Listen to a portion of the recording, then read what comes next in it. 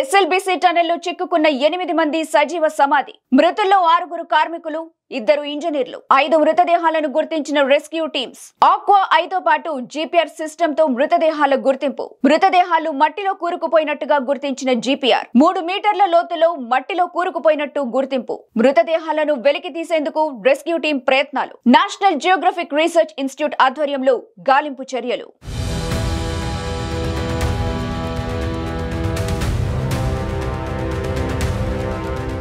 SLBC tunnel ప్రమాదంలో అనుకున్నదే జరిగింది.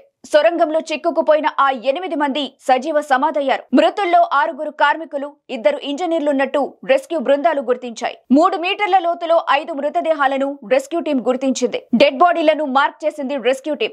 ఆక్వా 5తో పాటుగా జీపీఆర్ సిస్టమ్ తో 5 మృతదేహాలను రెస్క్యూ టీం గుర్తించింది. మట్టిలో కూరుకుపోయిన మృతదేహాలను బయటకు తీసుకొచ్చేందుకు ప్రయత్నాలు చేస్తుంది.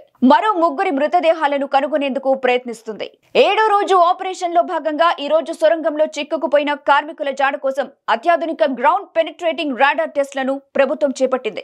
ఇందుకోసం జీపీఆర్ పరికరాన్ని సొరంగం లోపలికి పంపించింది. పైకప్పు కూలిపడ్డ చోట మట్టి, శిథిలాల కింద ఏముందనేది పరిశీలించారు.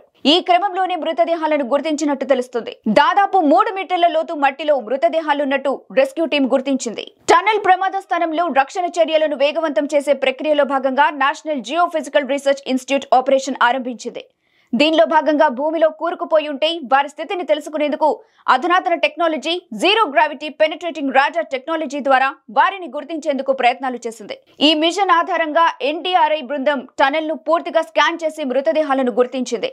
ఇందులో 5 అనుమానాస్పద ప్రదేశాలను గుర్తించడంతో పాటు శరీర నిఘా కోసం మార్కింగ్ కూడా ఏర్పాటు చేశారు.